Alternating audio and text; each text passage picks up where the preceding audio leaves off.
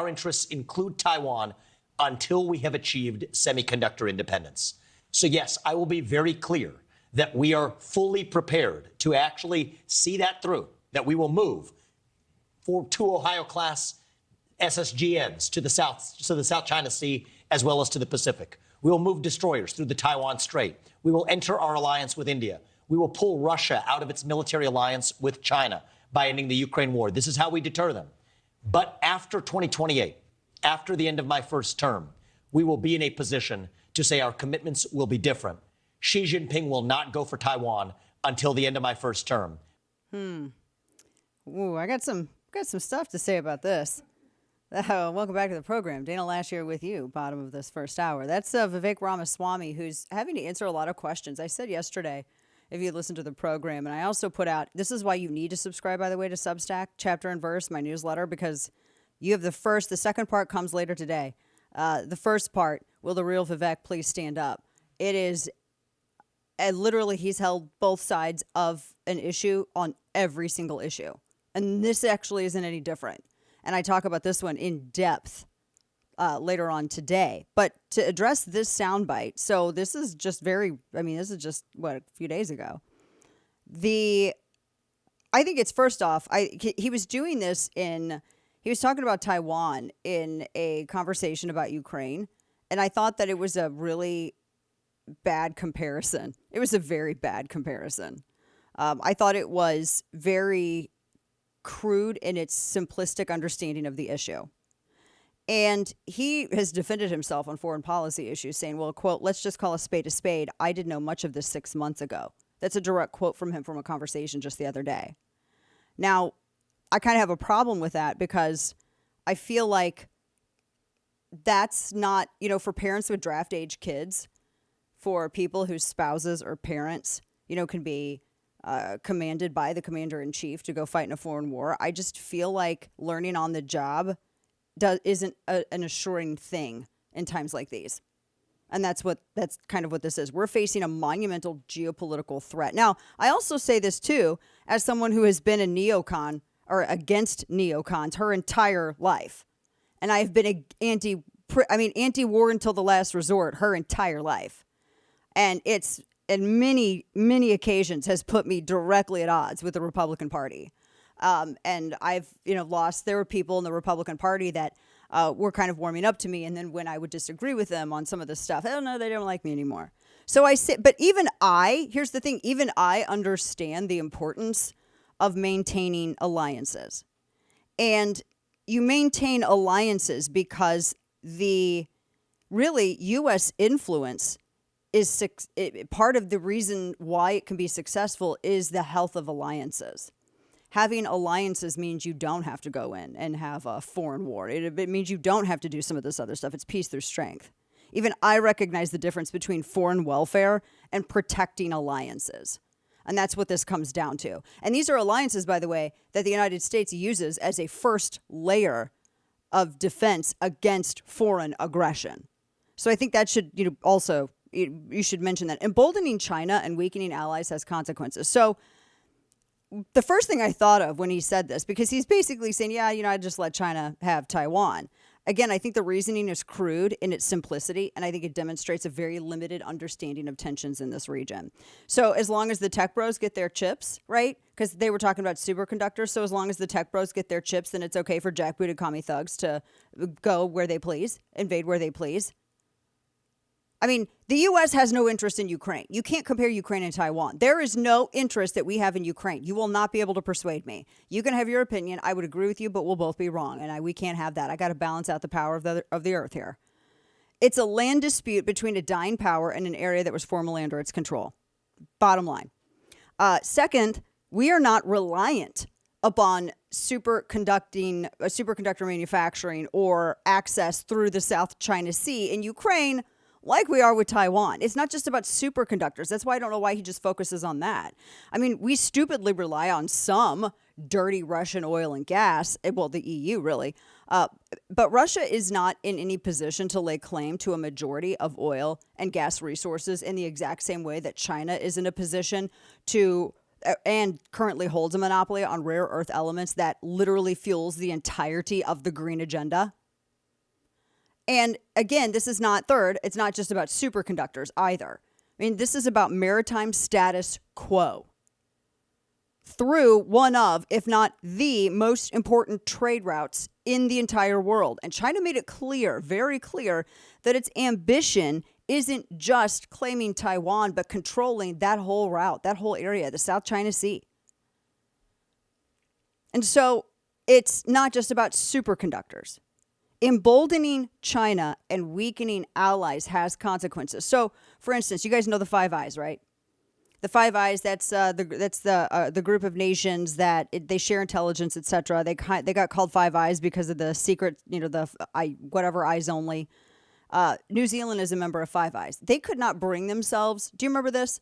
They could not bring themselves to condemn China for the treatment of the Uyghurs because they have a 30% export dependence on China. Now imagine if something really kicks off. I mean, you're talking to appeasement doesn't work. That's what he's talking about. Appeasement of enemies has never worked ever. And how in the hell can this guy be tough on China, as he has said, while also giving them a green light to invade? This is the other thing. He talks about American manufacturing and, all of that. And he says that he'd, have our manufacturing and supply chains move from China. Except, one of his companies, Roivon, ROI stands for return on investment. They have several, and he still has a stake in this company.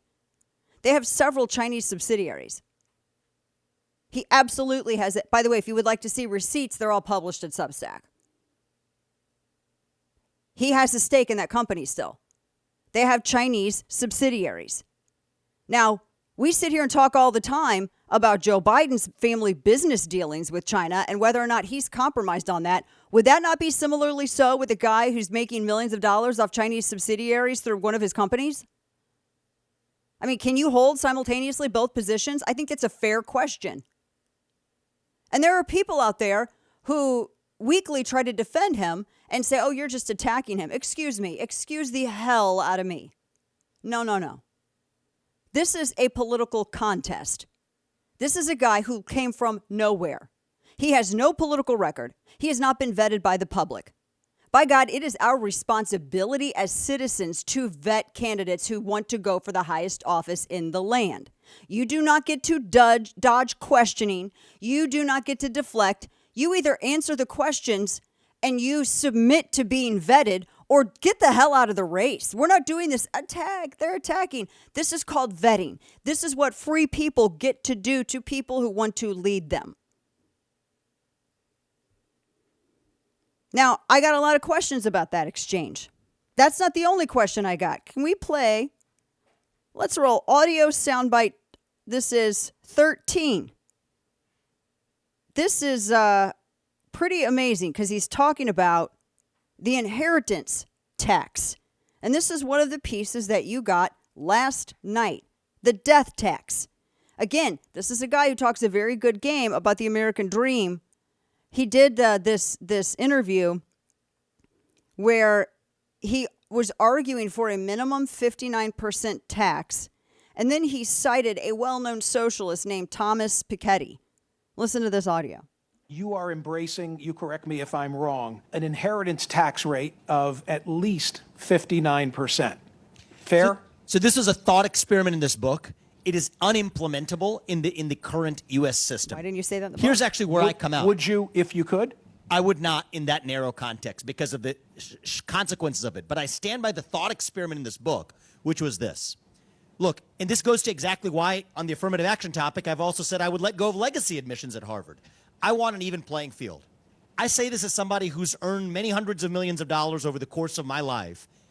I believe that if we could all have a low to non-existent flat tax rate over the course of our lives. What does this have to do with the inheritance trade tax? that off Answer the to question say that that you each were asked. generation starts in the same place. Because it sounds like he doesn't absolutely believe take that you should be able to inherit anything. He goes on, and I have the transcript and the link to the whole thing if you would like to see it over at Substack. He talks about the inheritance tax. He says, quote, an inheritance tax is a way of redistributing duty. And he goes, 2 points here. He says, those who become rich owe it to everyone else to preserve meritocracy so others have the chance to do the same. First, their success should be proof that the system is in fact working. If they can make money through merit, others can too. Second, people have moral duties apart from those that should be enforced by the state.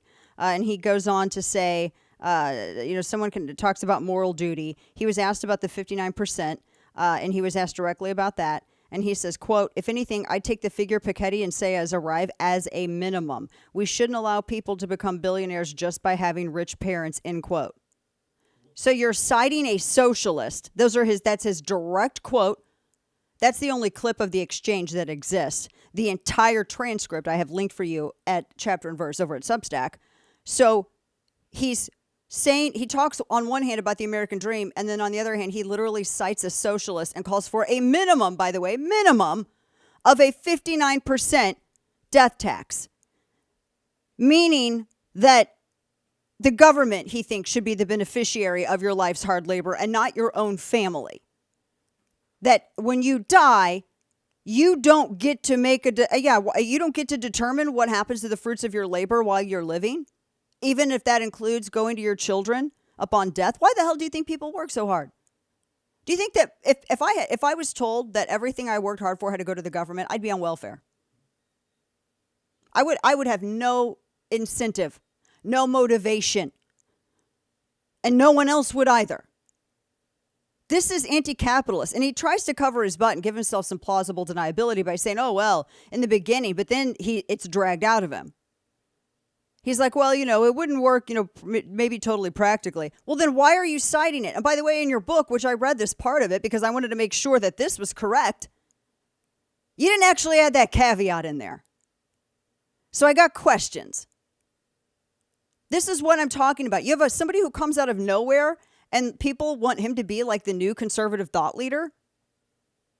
But you have no idea. Did you know that he wanted to tax you? 59% death tax? Imagine if the kids inherit the family farm. Hell, they'll have to sell it just to pay the tax on it. Does that sound like the American dream to you? Doesn't to me. That's just the tip of the iceberg. I could sit here for 2 days worth of shows, all 3 hours, and go over all of this. In fact, all of the information that I had from the stuff that he said and then changed on and then this and that, I had to break it up into 2 parts because Substack said it was too long to send.